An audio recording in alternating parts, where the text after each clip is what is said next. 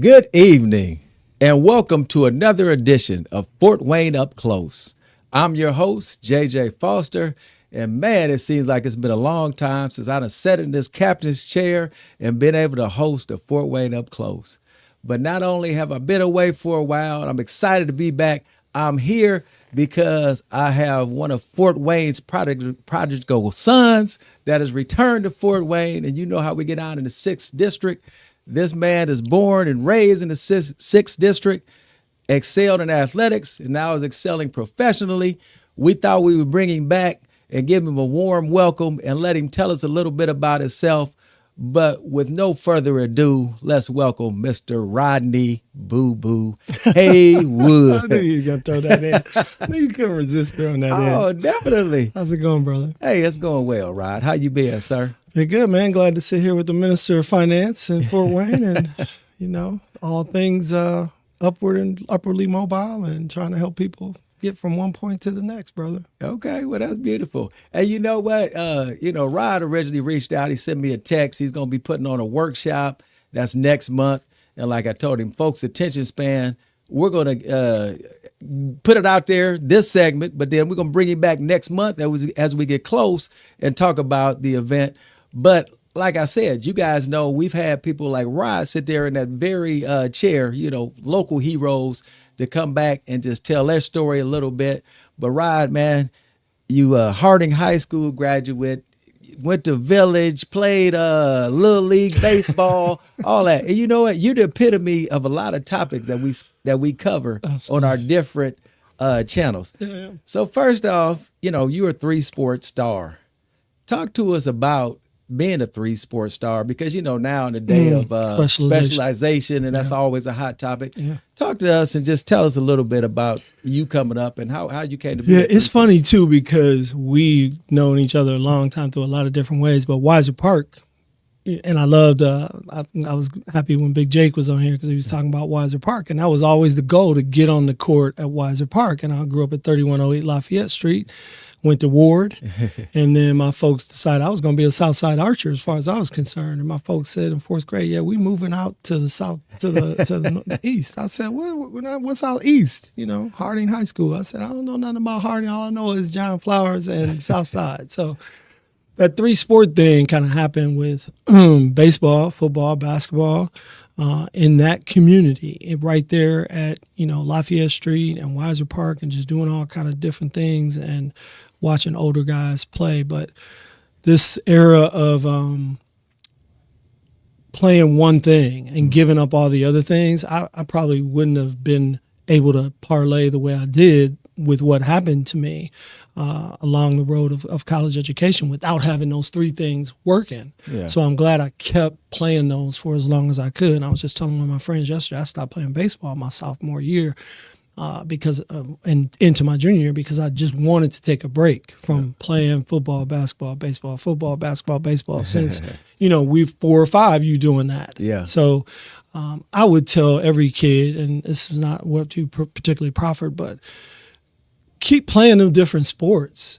And I love, again, I mentioned this before, that thing about Big Jake, people don't understand. He was a wide receiver in football, track, long jump, high jump, basketball. I wanted to be like those guys. I wanted to be like the guys Roosevelt Barnes, Al Gooden, those dudes were, I remember they came to Ward, man, like it was yesterday, and I got all of their autographs, Lebanoff and Roosevelt and Al Gooden and Eric Chapman. Man, those guys, I wanted to be in the same, era with dudes that would run 3, 4 different sports at a time. So I'm really disturbed by kids who are not continuing to play 3 sports as long as they can. So yeah, and it's funny because everybody that's sat in your chair that I've asked that that question from Big Jake to Rod to Tracy to Al Gooden. Like you said, we all came from a time when that's what you did. You just play. We actually hosted a sports panel, had a doctor on panel, and talked about what it does, the injuries when playing one sport and, continuously using it over and over and over. But you also touched on something else. Everybody you named, it's funny. You talked about who you looked up to and who you paid homage. You talked about autographs, who you wanted to be like. And one of the things I told people, now we don't really have that. These young guys grew up with their trainers and they don't really not looking up to anybody and they don't have that fraternity. I told people that's, made me who I was just like what you just said. Everybody before me, from yourself to all the older guys, it was a fraternity that they taught me how to act on the court, off the court, and all that. And that's something that, I just feel that we are missing because a lot of guys, they don't want you saying that to them if you ain't in their camp. How you feel about that? So, it's interesting, but I didn't even go further back that like I'm about to do.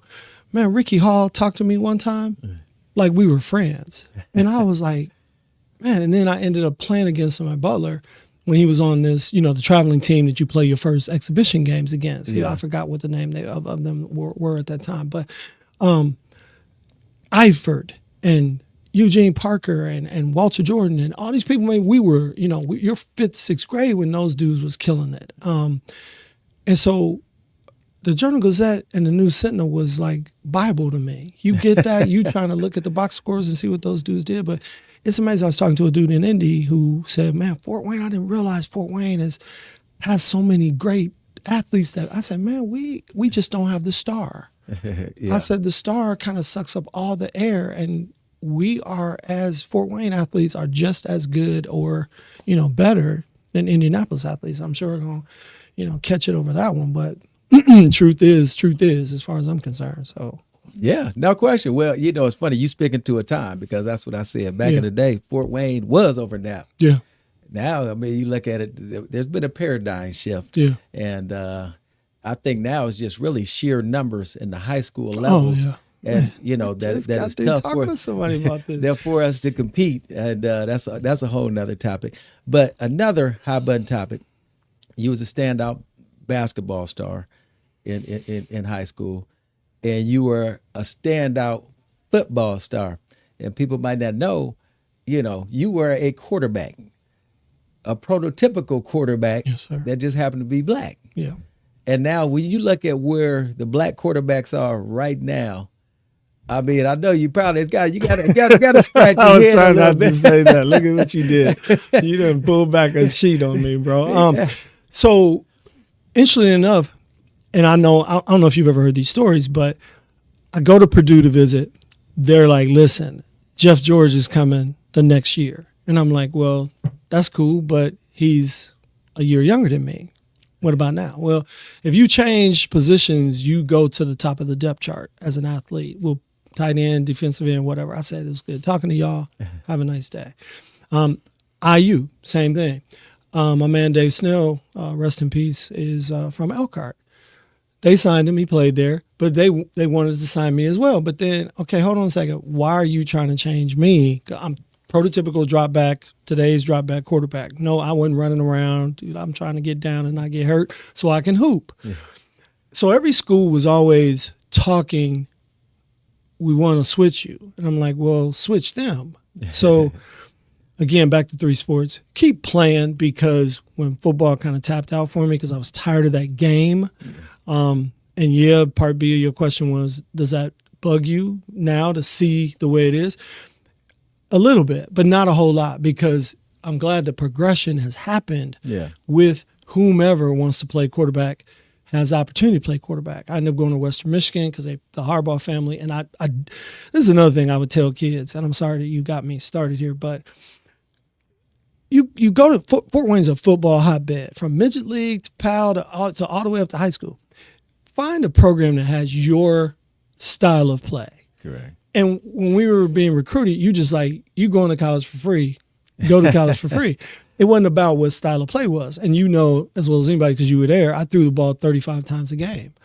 And if we told people, we would come out of the huddle like, you know what this is. I remember one time Derek Westfield was across the line from me, and he goes, what is it? I said, a pass. We pass, we throwing, because that's all we did. So the Harbaughs are known as a family of old school Ohio football, even though they're not from Ohio. So run. I'll think about it, but we probably ain't going to throw the ball. What did I do? I went to a place that said, we're interested in having you compete at the quarterback position. They were one of the few schools, Miami of Ohio, Western Michigan, a few others, were saying, we want you to compete. The other schools were saying, we want you to switch. So it's an interesting little game that was played, and I'm glad it's not so prevalent anymore. Yeah. But it's still prevalent in some cases. No question. It's funny you talk about your recruiting and what they were telling you. Charlie Ward said the same thing, but this was at the NFL level. He said, he went to visit the Bengals. He said he was talking to Ken Anderson, and they was telling him he was too short to play quarterback. He looking over top. He's taller than him. Yeah. Yeah. So, I mean, the silliness of it. But it's funny because, like you said, I'm sure the scab isn't as bad because there's a lot of stuff going on because here's something else. We have a transfer portal now. Yeah. So Man. you think about it, it's a transfer Stop portal. telling We have my story. NIL. Oh my God. You was on that before any of it. So Brother, I love talk you. to everybody. You I know, love you. you Stop. like you said, you went to Western. Minister of Finance. Stop. So look, I go to Western, and I know you know the story a little bit, and Al Moldy comes in, who was Sean Payton and Tony Romo's coach at Eastern Illinois, and now they want to run people out. And I'm saying, no. As long as we all know the rules about when you get a scholarship, keep your grades, stay off drugs, don't get arrested. It's renewable, 1 year scholarships, and now 4 to 6 years. And so I had to basically call the Kalamazoo Gazette, the NCAA, and fight for my rights and say, you don't get to take my friend's scholarship. But meanwhile, I'm negotiating a trade. One of your other former guests, Bruce Stevens, was at Butler playing baseball at the time, and he was like, man, you remember they offered you. Butler was going to split my ride, football half, basketball half. And I just thought, Butler, it wasn't really what Butler is now or even in the 80s when I was there. But the point is that one of my teammates at Western said, man, you basically invented the transfer portal because I negotiated my deal. Yeah. I demanded my release. I'm 19 at the time. My coach is 35. And by the time I kind of finished with standing up for myself, and that's why I'm always trying to talk to families about, hey, listen, when schools are coming at you, the paradigm absolutely, as you said, has shifted now to players having more power. Yeah. But don't get it wrong. Get 2 degrees in 5 or 6 years for free. I have a law degree, and I'm like, I wish I would have been able to get a law degree for free, under the portal constructs. So I'm glad things are better. I like that people are being paid. The disparity on the pay rate is, one thing versus another. Dudes are more popular, their jerseys, their shirts, or whatever. They should capitalize on that. But the game of you pick cotton and I watch it be milled, that's over, and it should have been over. And it was the set piece for me to become, go to law school and stand up for myself and know the law, know the Constitution. So I was really practicing that early on. But yeah, I joke with some of my Western Michigan teammates. They're like, man, you basically were doing what these doing now. You declared that I'm going to go back in and transfer. And I like people reclassifying. I like them reopening recruitment after they've closed it, because you and I both know this, and everybody who's sat in this chair. Coaches are good people, but they also lie. They want to put you on the shelf so you don't go play against one of their conference opponents. Correct. If they don't want to play you, but if they're really sincerely, for me, and you and I have talked about this, there's enough talent in every sport for every school to compete. Stop, just stop going after dudes. So, man, stop. We doing therapy right now. No, hey, well, that's good. But But look, here go the thing, though. Jack Harbaugh apologized to me. Did he? One of my teammates from Western goes, hey, man, when he sees you again, he's going to apologize to you. I said, man, why would he do that? Mm-hmm. We saw him somewhere. He said, hey, I'm sorry. I just couldn't leave you alone. Brady Hoke signed me. Harbaugh was the head coach at the time. He said, I just couldn't leave you alone. But, Jack, you run the ball 65 out of 65 times a game. Why would I threw? So he just said you were just such a freak of an athlete that I couldn't resist. Couldn't trust it, yeah. So, but here's the thing, though, because what coaches are, and at that level, it is a business. And whether some coaches going to tell you, I got to feed my family. Yep. And the ones, they might not say it, but that is in the back of their mind. So Yep. you're exactly right. If they get a competitive advantage over somebody, they feel it's going to prolong their career. Yep. At the end of the day, it is a business. And I love what you're saying about the car dealer aspect of it. Like from day 1 to day 31, I need to sell cars if I sell cars. And I'm going to tell you that this goes as fast as a Porsche. even though it's a Jetta. You got to be smart enough. And that's the thing I'm struggling with right now going forward in the rest of my professional career and trying to help people in what I do is advise younger people who are going through this, hey, do your homework. Yeah. Find the program that's right for you. Get the degree that is your skill set. Are you going to get 1 and 2 and then get another 1 and 3? Playing ends, and we played at a high level. And I love that, all these dudes who sat in this chair all played at a high level, but they all stopped playing. Ball going flat. It's going to go flat. Beautifully said. Yeah. Beautifully said. It's funny when you talk about the style. And really right now, that's how guys are coming up. This program don't fit my style. Now, back in our day, like you said, it's tough. It's people can go to the wrong style and they would penalize your butt for being in the wrong system. Mm-hmm. You'd had to sit out if you wanted to transfer this, that, the other. Yeah. So now you got guys who have their team that's going out and they're doing their homework and they're going places where their style is, fits their style. But in a lot of cases, you get guys that are there and then they don't put that time in. They don't put that effort, that energy. Bingo.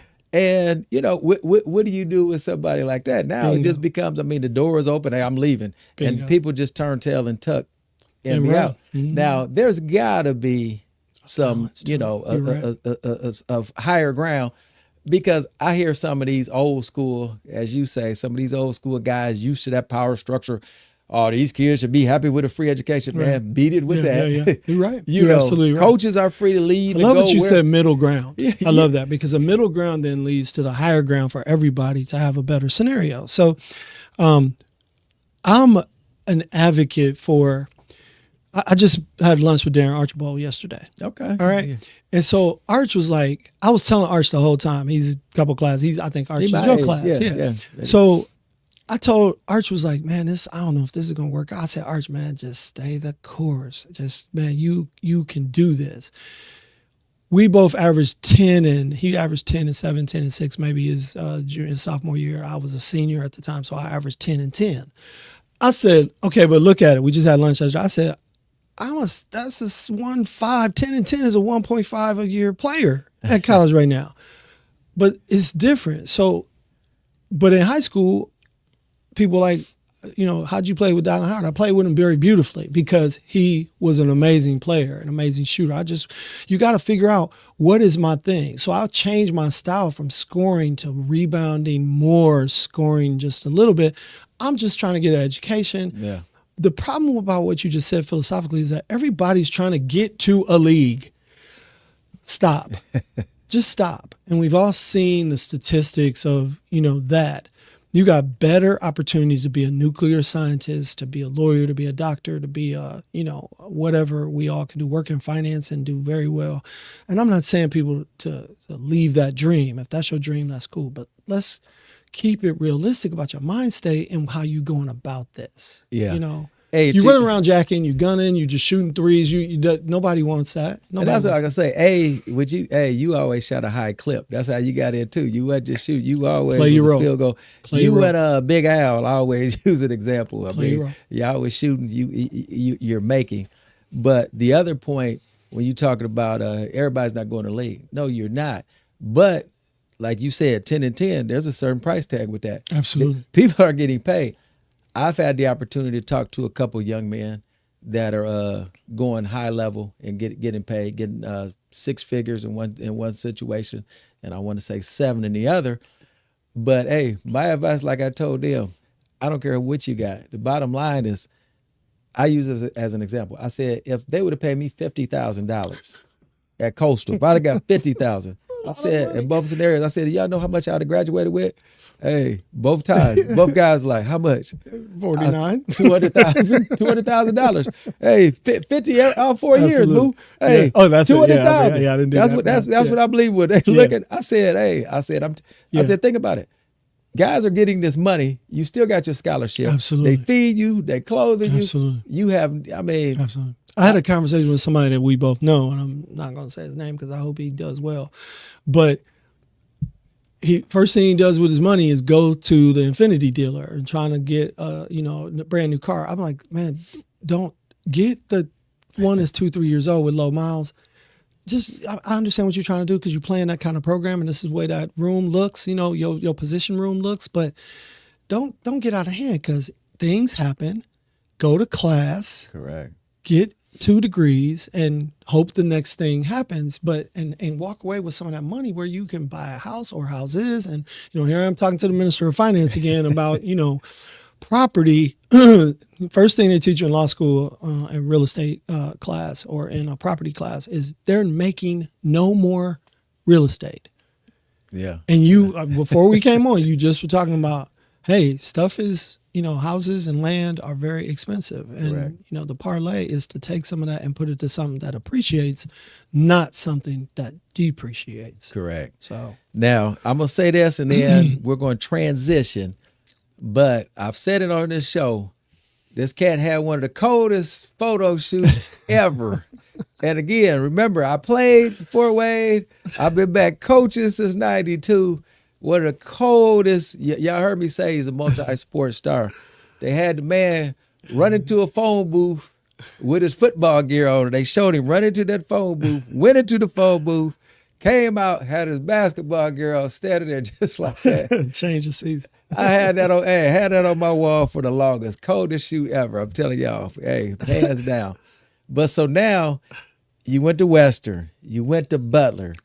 You had a successful athletic career. You've mentioned it. You went to law school.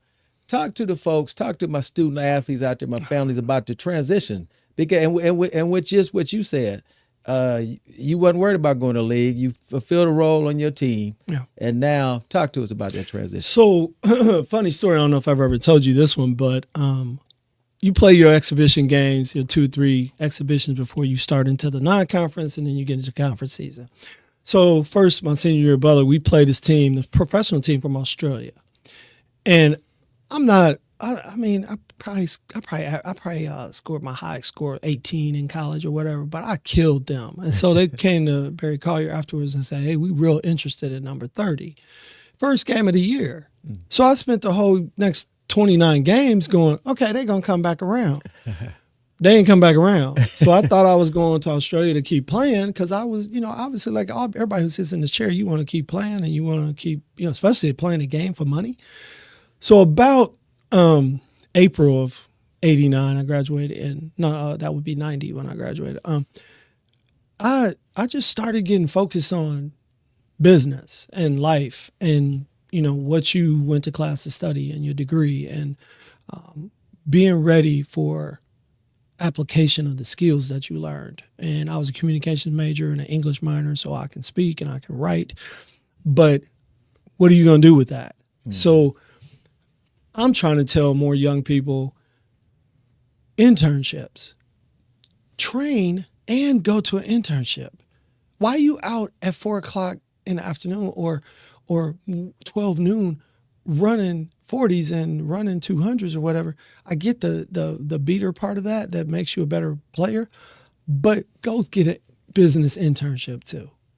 You could learn, an athlete can learn so much by following you just for a day about how mortgages work. I teach business law and other law-related classes. I'm a college professor most days. And most students would, professor, I don't even understand how mortgages work. They whispering to me. Can you tell me about how they, like, yeah, and you come from an affluent family who didn't sit with you at the dinner table and kind of talk to you about it. So that's the thing that I would tell most free of charge students to do. Man, take advantage. It's like stealing. I don't know if you ever look at your degree and like, what a joke. I got that for no money, and the value of it now is immensely more than it was when you went there for free. Man, Butler's $65,000 a year now. Butler was, when I signed my last letter, Butler was $20K. So 3 years I was there, $75,000. 2 years at Western of $40,000. That's $200,000-$300,000. And I would tell every athlete, leverage, get ready for what is next. And I know that's sacrilegious because everybody want to go to the league. Everybody want to play more. Yeah, when it's over, it's over. I love the term you use. The air goes out of the ball. Yeah. Move on. When I talk to young people, I say, hey, that ball going to go flat. Hey, some people, the ball goes flat in middle school. Absolutely. Some people goes flat in high school. Hey, Rod Woodson was in the NFL 17 years. Yeah. Eventually went flat. What a parlay. Michael Jordan, how many years he played in the league at the tops? But hey, at the end of the day, it went All flat. goes flat. What are you prepared to do? Yeah. And that's exactly that's the message. And I love what you're talking about, because think about it. You can do your sport. You can do your sport at a high level. It's a lot of hours in a day. So if you give up video games and say, I'm going to do an internship if I'm not working out, I'm going to get up at 5 a.m., get my workout in, do everything I need to do. I love during the finals when I think Barkley and Shaq was saying, man, they tired, they need a rest. And Barkley was like, man, they 19, 20 years. That's what the league is now. It's 18 to 25. And I'm fine with that. But if you're a college athlete and you can go to an internship, learn about mortgages, learn about finance, learn about, this TV show for producing and doing things like this, those are things for your resume, and that differentiates you. And that's the thing I'm always trying to get people to do. Getting in grad school, getting a job, it's all about differentiating. Can you, from day one, hey, man, I need you to go, and then you know how to do that? Yeah. That's the difference. Man, it's funny that you had that wherewithal. Jalen Smith said right there in your seat, that might be the most impressive young man. He didn't hoop in high school his senior year. He went and worked at McDonald's because he had read the book, Dave Bing's book. So he went about fast food. Yeah. I said, man, I'm sitting there listening, my jaw dropped. I'm in awe. And then, guys, just like what you just said, because I was just telling my wife last night, we were talking, and I talked about some of the opportunities that I turned my nose up at. At 22, 21, opportunities that were presented to me, like, man, do you know where I would have been right there? Guys that wanted to, mentor me or bring me in the fold. So, and I wore out my library card at the Oxford Street Library, and when I went to Ward and at Hudson Castle branch when I was at Harding, because I got pulled over by the police when I was 13 on a bike out there. And I went, after it was finished, I went back to the library and I read the Constitution. And I said, this is probably going to be my thing. If I can learn how this works. Yeah. And law school wasn't that hard. It was hard, but it wasn't that hard because of these experiences that I had in Fort Wayne, the great teachers that prepared me, to be honest with you. Got you. Okay, perfect. Now, look, we done dabbled and dibbled, and I said, y'all know I like to navigate. I'm going to keep us on. I'm the ship's captain up in this piece, boo-boo. Talk to us about the workshop you got coming up, because non-for-profit has been your thing. And it's funny to let y'all know, too, we used to partner when I was at the Urban League. That's been years ago. I'd have my group of kids. Rod had his programs going on down there. We partner, so I take my little piece, put with his piece. Now we got a big piece, and we impacting lives and kids. Yeah. And you was all about setting up nonprofits for people. And now, shoot, you let me know. You didn't continue that and been doing big things all the way to where you guys are going to do a workshop here in Fort Wayne. But talk to us about that journey and what we got coming up there. So July 27th, I think, is the date. 26th is the date. Yeah, that's right. And we are doing a workshop for anybody who, first of all, I've done 410 501c3s around the world, NBA, NFL, NHL, soccer, dudes playing the World Cup that I've done there, 501c3. And so the point is that it's a business just like any other. It just doesn't pay taxes. So if you have a social entrepreneurship slant, I'm going to help you get your business off the ground. Now, I'm tough. I'm expensive. I'm going to train you how to run it. And so there's organizations that I could drop. People in Fort Wayne know those names. I created those organizations. And then it's not about the credit. It's about, if you have a vision for something, to feed, to clothe, to shelter, to, do programmatic things academically, I'm going to listen to your vision, and I'm going to help do the paperwork. And you pay me to do the paperwork, but I'm going to get you approved by the IRS quicker than later. My fastest has come back in 3 weeks. My longest, depends on who's president, is about a year or so, 12 months. So anywhere from 3 weeks to 6 months, you could be approved. But the thing that makes me angry is that here we are at halfway point of the year. People got to, I wish I would have. Yeah. Because they gave out a grant to somebody who had your idea. Yeah. And then you want to be mad about it because they gave the money to somebody else. Well, that was my idea. Well, no, it wasn't, because they moved on it. So I talked to somebody yesterday about this. I said, hey, you can keep doing this Keith Sweat thing if you want to on your not-for-profit. I won't. But it ain't going to happen until you put it on paper. And what I love about Fort Wayne is there needs to be, there always been. You and I played at Weiser. We played at McMillan. We played for Tharnell Hollins. We played Wildcat. All those things are things that came from someone who had the founder of McMillan Park was basically the founder of Wildcat. And so he just wanted kids to be able to play. They can't make the regular team. Just go play baseball and be outside the house. And, video games wasn't a big thing when we were coming up. But so on July 26th, we are basically having a seminar to get people fired up. They're going to hear testimonials from people that I've helped. And then they're going to run through a workshop with me where you start visioning and missioning your organization. And by the time we get done, you're going to have it off the ground. But if you walk out of that seminar and you don't call me to get you set up, that's on you. Because July turns into August, turns into September, turns into December. And then you like, man, another year went by, and that thing that would have been great for Fort Wayne, feed, clothe, shelter, academic enrichment, that would have changed somebody's life, and you just let it sit. Wow. Why? Because you're being stubborn and you don't want to do the work. It's hard, as you know. We did that work, so. Okay, perfect. And we'll have it, we'll have a flyer posted on OMB's website if you want to reach out. Is there a way for them to reach you or Nico? Talk to about some of the other folks, other speakers that are going to be on there. Yeah, so Arnetta Scruggs is another Fort Wayne daughter, and she started an organization called the Bloom Project. Yes. And so Bloom is working. She had a burning desire to work with young boys, 4th, 5th grade to high school. And man, she's absolutely killing it. But we trained her, firebranded her to be out in the community, raising money for her cause.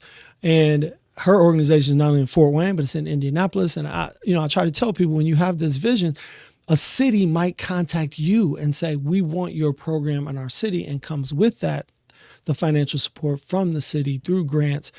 All cities have grant writers, and what they want to do is reduce crime, get people off the streets, have kids graduate from high school, go to college, go to a trade program.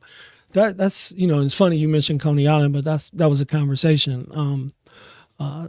T was saying, hey, I'm tired of people mandating that everybody go to college. We can need roofing, HVAC, electricity. Hey, that's everybody. It's something for everybody. Correct. There's no excuse for you not to make a great living. I have fun with what I do. When I teach, when I do not-for-profit work, I'm like me and you playing on the Nerf hoop with Suge. That's fun. That was fun, And so I love that you're in a lot of different things because you love what you're doing. Why do something that you don't love? So, getting people to see, and I didn't even talk to you about the for-profit side. So if you want to get a not-for-profit off the ground, you want to do a for-profit, I'm the person to kind of get you trained, and we'll get you incorporated, and we'll do everything to make sure you're ready to go and run the business.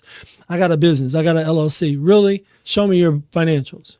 Because you're not using QuickBooks. You're not doing the right thing. You're not ready to go into a bank and get support that you need financially. So you got the A to Z, not for profit or for profit. Pretty much.